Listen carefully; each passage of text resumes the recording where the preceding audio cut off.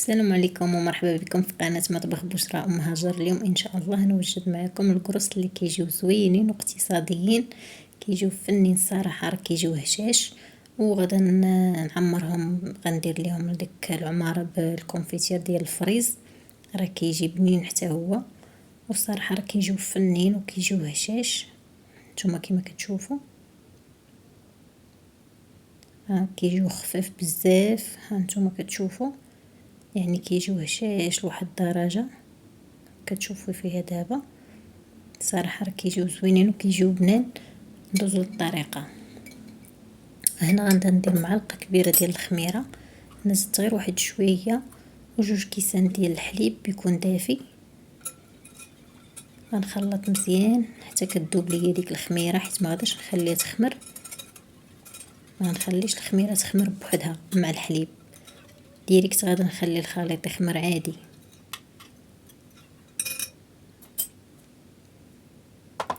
غادي نزيد واحد البيضه، واحد الفاني، معلقه ديال الخل، والملح على حسب الذوق، وربعة المعالق ديال السنيده.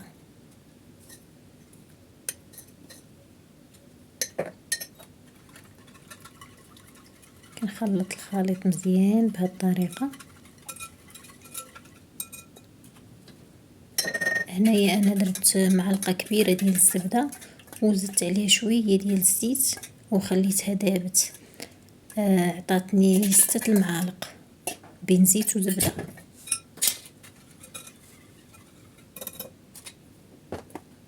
صافي، والدقيق غندير على حسب الخليط. المهم هو يكون الخليط يكون خفيف، ما تكونش العجينه قاصحه.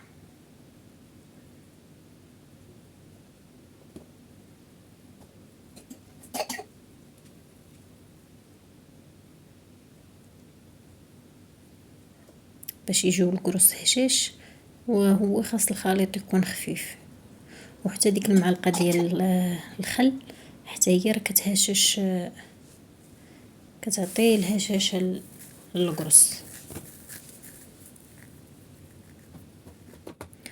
بغيت نطلب منكم واحد الطلب، هو تدعيو مع لوستي اللي مريضه مسكينه، عندها فدق في الظهر يعني في الكريم، وبغيتكم تدعيو معها بالشفاء. 40 دعوه مستجابه، جزاكم الله كل خير.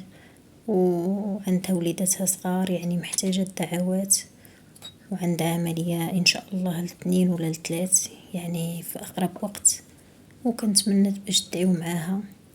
وجزاكم الله كل خير. هنايا انا كنخلي صافي ساليت، شفتوا القوام ديالها، هنا خليتها خمرات صافي. وغادا دابا نجي باش نشكلها.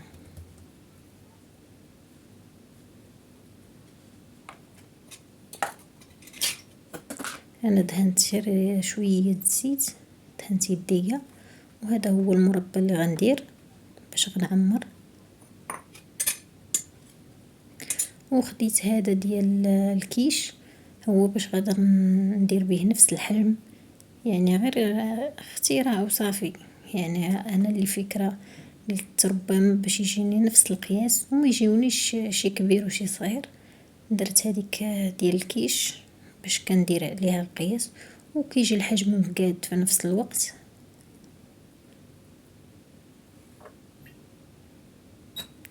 كندهنها غير المره الاولى بالزيت صافي، ما غاداش نبقى ندهنها صافي. وكندير فيها هذيك بحال هكا باش كتجي مقاده، وغنستمر بهذه الطريقه. هذيك غير فكره انا طاحت عليا وصافي وقلت نديرها، ولكن صدقات حيت كتعطيك نفس الحجم كي دائري، كي هذا الشكل هذا كتعطيك الحجم مقاد. واخا هما راه دوك الجناب، دوك التشكيلات اللي في الجناب راه ما غاديينش يجيو باينين، حيتاش ملي غتخمر ما غاديينش يبقاو باينين. وهنا راه كندير بحسب معلقه صغيره، اللي كاين اللي بغى يدير الشوكولات كله وشنو كيبغي يدير. انا اختاريت ندير المربى.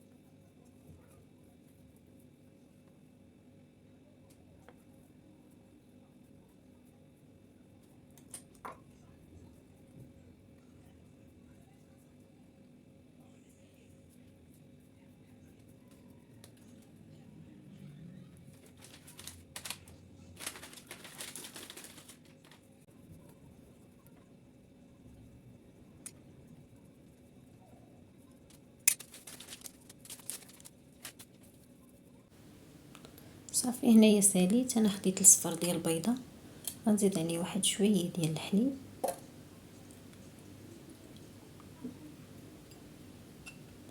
الا عندكم نيسكافيه البنات ديروا نيسكافيه، شويه ديال نيسكافيه. انا هنا ما عنديش، وديك الساعه حيتاش اليوم الجمعه اللي صورت يعني كلشي لقيتو صيد، واختاريت باش غندير واحد شويه كما شفتوا ديال شوكولات كاكاو، غير باش يبدل لي داك اللون، حيت هذيك نيسكافيه كتعطي واحد اللون زوين للكرواس ملي كدهنيه، كيعطي واحد اللمعه واحد البريون. ولكن انا قلت ربما غادي نفس الشكل اللي غيعطيني حتى الشوكولات.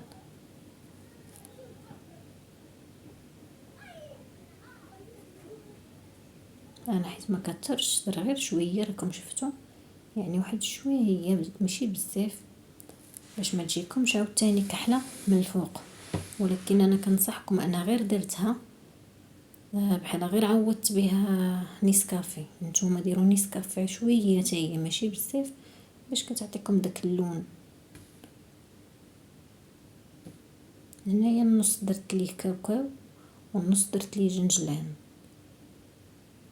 نص رشيته بكاكاو ونص رشيته بجنجلان. صافي دابا غادا نخليها حتى تخمر، يعني تاخذ الحجم ديالها، وغندخلها للفران. وهنايا راه نتوما كتشوفوا بدات كتخمر، غير شويه دابا وغنشعل عليها.